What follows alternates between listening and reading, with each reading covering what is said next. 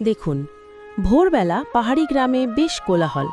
পাহাড়ি মানুষ সবুজ ছলমলে মুগ ডাল নিয়ে কাজ করছে।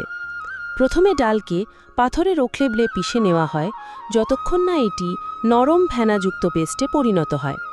এই পেস্টকেই সারা রাত এভাবেই রেখে দেওয়া হয় এবং পরে বারবার ছেঁকে নেওয়া হয়। ধীরে ধীরে এটি সাদা স্টার্চের মতো একটি বেসে রূপ নেয়। অল্প পানি মিশিয়ে মিশ্রণটিকে একটি চওড়া পাত্রে ঢালা হয় এবং ৩ থেকে ৫ মিনিট পর্যন্ত ভাপে রান্না করা হয়। ধীরে ধীরে এটি একটি সূক্ষ্ম স্বচ্ছ স্তরে পরিণত হয়। এরপর এটিকে ঠান্ডা পানিতে ডুবিয়ে রাখা হয়। তারপর সাবধানে তুলে নিয়ে রোদে শুকানো হয়।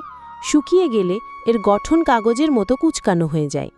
এটাই সেই ঐতিহ্যবাহী চীনা খাবার লিয়াংফ্যান, যাকে প্রজন্মের পর প্রজন্ম ধরে গ্রীষ্মকালে হালকা, ঠান্ডা ও পুষ্টিকর খাবার হিসেবে ধরা হয়। ওপরে কিছু কুচি করা সবজি ছড়িয়ে দিলে এর স্বাদ ও স্বাস্থ্য দুটোই হয়ে ওঠে অতুলনীয়। ভিডিও ভালো লাগে তাহলে চ্যানেলটিকে সাবস্ক্রাইব করুন।